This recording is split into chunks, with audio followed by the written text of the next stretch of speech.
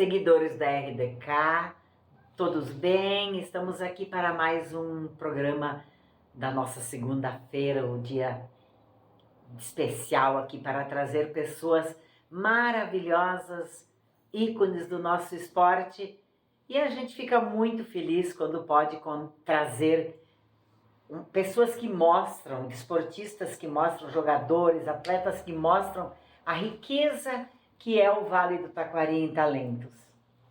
É uma riqueza sem tamanho, são tantas histórias lindas para contar, e hoje nós vamos contar a história do Rafael Rizzi, o Rafinha Rizzi, que começou os primeiros chutes aqui no Vale, um lajadense raiz, e que hoje está na Itália. Nós estamos no ar com o apoio de Black Sistemas de Segurança, uma empresa tradicionalíssima da nossa região, e Mercado Cascata, que inaugurou há poucos dias em Cruzeiro do Sul, abrindo um leque diferenciado no ramo de mercados do nosso Vale do Taquari, tudo de primeiríssima linha. Vale a pena uma visita lá. Jonas Malman, família Malman.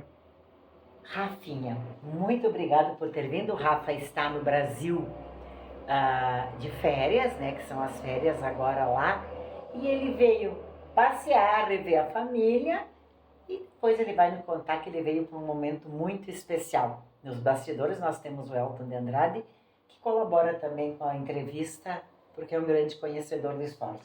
Obrigada, Rafa, por ter atendido o nosso convite. Não, primeiramente, boa tarde a todos que estão assistindo a entrevista e também. Primeiramente, eu gostaria de agradecer o convite da Helena, que é uma amiga aí que a gente fez no futebol desde a época de escolinha, e daqui a pouco a gente vai contar um pouco mais sobre isso, e o Elton também, aí pela parceria aí, obrigado pelo convite e por dar essa oportunidade aí pra gente poder contar um pouco mais da nossa história. Rafa, conta aí, porque tem muita gente hoje aqui. Na época era até mais restrito o acesso à escolinha aqui na região. Agora tem muitas opções e tem muita criança sonhando em construir uma carreira, uma história linda no esporte como a do Rafinha. Conta como é que o Rafinha começou, onde o Rafinha começou, como é que foram os primeiros passos. Tu estava no futebol de campo, depois migraste para o futsal. Conta para nós a tua uma história um pouco longa, mas vamos resumir ela um pouco. Fica à vontade. Desde que eu nasci, eu sempre gostei muito de futebol, né? Sempre gostei muito de bola, e meus tios jogaram, meu pai foi atleta profissional também, então eu estava sempre no meio, né? Sempre envolvido. Aí, com 5 anos de idade, como eu morava perto do clube Tiricaça, a minha mãe me colocou na escolinha do Jura. E ali eu comecei a jogar, comecei a treinar, comecei a ter os primeiros fundamentos, né? Comecei a aprender bastante coisa. Aí o tempo foi passando, só que ali é uma escolinha que ela não compete, né? É uma escolinha mais de integração. É mais as competições são mais voltadas entre os alunos dentro da escolinha mesmo. E fazem amistosos com outras escolinhas, assim, mas competir mesmo, campeonato, eles não vão. Aí o tempo foi passando, foi passando, foi passando. Aí quando eu completei 7 anos de idade, que eu fui fazer a primeira série no Colégio Porto Novo, aqui em cima, eu fui colega do Rodrigo Eli. E aí, coincidentemente, a gente virou muito amigo, né? Amigo de escola e tal. E aí, na educação física a gente jogava bola junto, e eu acho que ele comentou com o pai dele que ele tinha um colega que jogava bem também, que jogava futebol e coisa, e o Rodrigo já fazia parte da escolinha de 7 de setembro ali com o Nico. E aí, o 7 de setembro já era uma escolinha que competia, participava de campeonato, não eram os campeonatos que são hoje, eram campeonatos de nível muito, muito alto, né, que tinham regional e a gente jogava estadual, contra Inter, Grêmio, Juventude. E aí, o pai do Rodrigo, um dia conversou com a minha mãe, pediu se eu não tinha interesse de trocar de escolinha, de começar a competir, de começar a participar de competições e tal. E daí a minha mãe conversou comigo, e eu também queria competir, queria participar de competições. Aí eu fui para a escolinha do 7, com 9 anos de idade eu fui. Tanto que no ano que eu entrei ainda não tinha minha categoria, não tinha os 93 ainda. Aí quando eu entrei eram os 92, eu entrei, daí eu fiquei um ano inteiro jogando com os mais velhos. Aí ali começou. Aí eu fui pro 7 de setembro, Aí conheci o Nico, ali foi onde que eu aprendi tudo, os amigos que eu tenho até hoje foi todo nessa parte da escolinha, que eu sempre falo que é uma... E foi uma página linda, né? Que é uma página linda que a gente escreve, são amizades que a gente faz na infância, que a gente leva às vezes pro resto da vida. Hoje, muitas pessoas que eu encontro quando eu tô aqui, a gente conversa, lembra daquele tempo da escolinha, quando a gente jogava, porque as escolinhas de hoje não é mais como antigamente, que antigamente tinham poucas escolinhas, então a gente conseguia reunir os melhores naquelas escolinhas e consequentemente fazia equipes fortes. A gente competia com o Grêmio, com o Inter, batia de frente. A gente, claro, a gente muitas vezes era desfavorecido porque naquela época eles já treinavam 4 vezes na semana. Sim. Mas a gente competia de igual para igual treinando 2 vezes na semana. Tanto é que naquela época surgiu vários atletas nossos Aquela foram 93 era um time, né? Era. Que timaço. Tanto que eu acho que a escolinha do 7 ali foi uma das escolinhas que mais conseguiu levar jogadores para a dupla Grenal e para a dupla Caju também. Tu começaste no Juventude? Isso. Aí com 11 anos, o Juventude veio atrás de mim, do Rodrigo e do Jason na época. Aí o Juventude levou a gente, só que naquela época o Juventude não tinha alojamento para os mais novos. Aí o que a gente fazia? A gente jogava no 7, né? Continuava jogando no 7, treinava no 7. Aí nas sextas-feiras a gente subia para Caxias, daí a gente treinava lá, dormia, jogava no final de semana e voltava para casa. A gente não conseguia ficar lá durante a semana. A gente passou um ano inteiro fazendo isso. Aí nesse um ano a gente ficou um ano lá e, se eu não me engano, a gente perdeu a semifinal do Gauchão pro Grêmio naquele ano, com o Juventude. Aí o Grêmio fez uma proposta para mim e pro Rodrigo. E aí, consequentemente, eles já tinham um alojamento para a categoria, que já era sub-12. Aí eles já tinham um alojamento e isso fez muita diferença para nós, né? Pra gente poder morar em Porto Alegre, se mudar. Porque era uma correria, eu lembro, né? E é uma decisão difícil também para os pais, né? Hoje em dia, porque é difícil no mundo de hoje os pais deixarem uma criança de 12 anos ir para Porto Alegre sem os pais, morar num alojamento, ter que ir para a escola, a gente foi sozinho, sem... Aí a gente foi aquele ano, a gente foi para Porto Alegre, a gente ficou lá no alojamento com os outros meninos, mas sem a nossa família, sem nada, era tudo por nossa conta. Acordar para ir para a escola, ter horário, né? A gente começa a ter um pouco mais de responsabilidade muito cedo, né? Para nossos pais não estavam, tipo, lá não tinha ninguém para acordar a gente para ir para a escola, para fazer o almoço para nós, janta, ter o horário, né? Que aqui a gente tinha, teoricamente, nossos pais que nos acordavam, nos levavam, nos buscavam. Tu tinha a mãe eu e tinha o avô e a avó a minha ainda, mãe né? e os meus avós. Era né? duplo, que a gente a morava mãe, ali né? com eles, né? Daí, enquanto a minha mãe trabalhava, o meu avô me levava para a escolinha. E vice-versa. Daí, quando a gente foi pro Grêmio, a gente teve que, consequentemente, amadurecer mais cedo, né?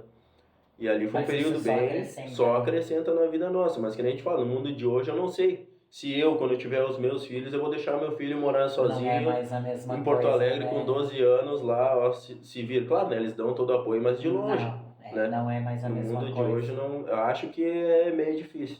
Tanto que eu converso com pessoas que têm filhos hoje, que jogam no Cagliari, né? O irmão do Guilherme. Gui, também joga no Grêmio. Ele leva e busca 3 vezes na semana, mas na nossa época era quase impossível, porque nossos pais trabalhavam. Não digo que eles não trabalham, mas a disponibilidade de poder levar a gente 3 vezes para Porto Alegre e o voltar. Vini consegue, porque é um empresário que pode fazer seus horários, mas nem todo. E na época ninguém não tinha essa facilidade. Não tinha essa facilidade. Né? Daí, teoricamente, a gente tinha que se mudar para lá.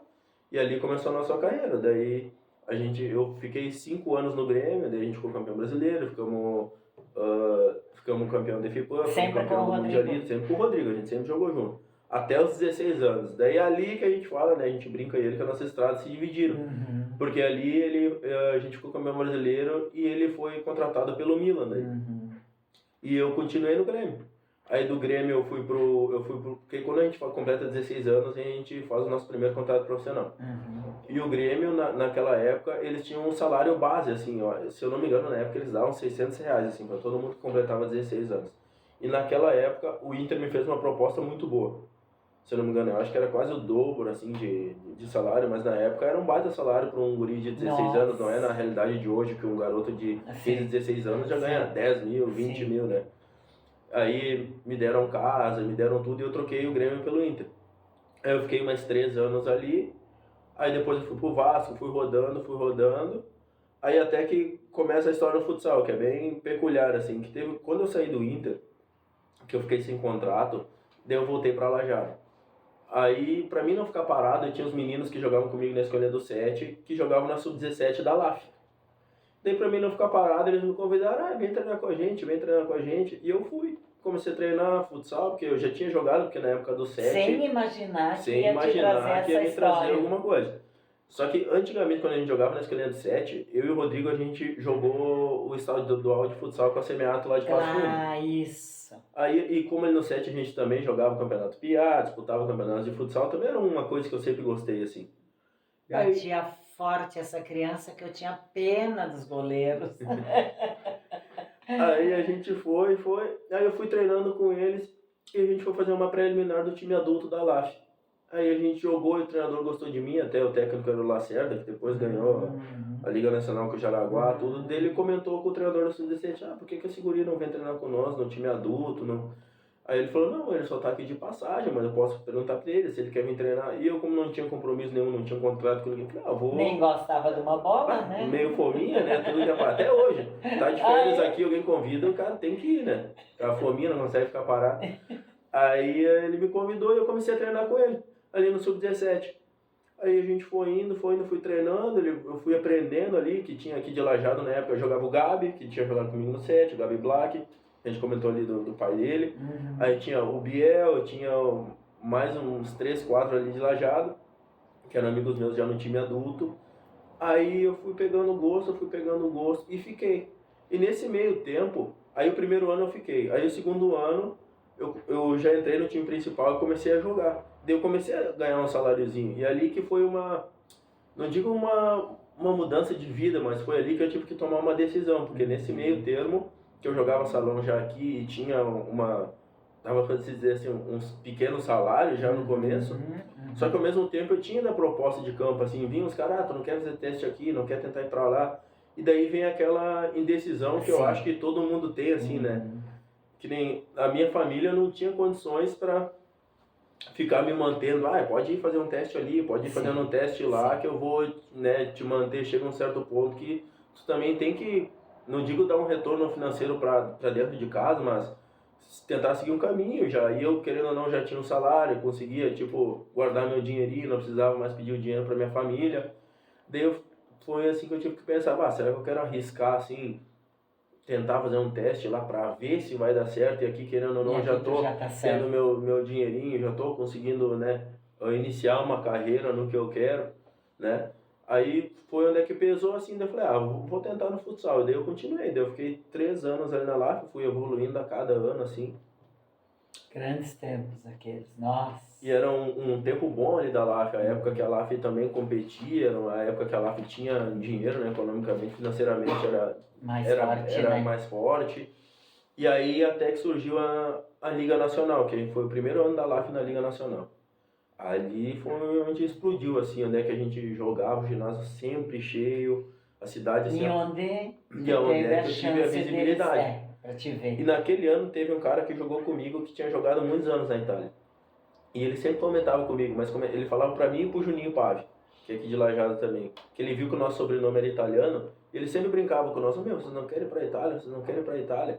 E nós, não, que Itália, falava brincando, né, nem imaginaria que um dia eu ia falar. Eu falava pra ele, não, vou ficar.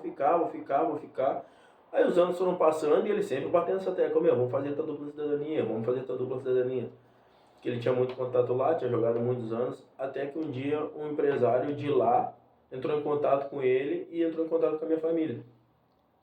Aí a gente começou, eu continuei jogando na LAF, mas por trás eu já comecei fazendo a minha documentação, minha dupla cidadania. Fui fazendo. Aí quando ficou pronto, ele conseguiu ele mostrou o DVD que eu tinha de futsal para os times na Itália. Aí eu já não jogava como estrangeiro, jogava como italiano, porque eu já tinha a cidadania pronta. Isso é fantástico, isso abre muito caminho. Aí abre muita porta. Estamos encerrando o nosso primeiro tempo do bate-papo aqui com o Rafinha. Na volta, ele vai nos contar a vida na Itália e a trajetória de sucesso que ele construiu lá na Europa. Já voltamos.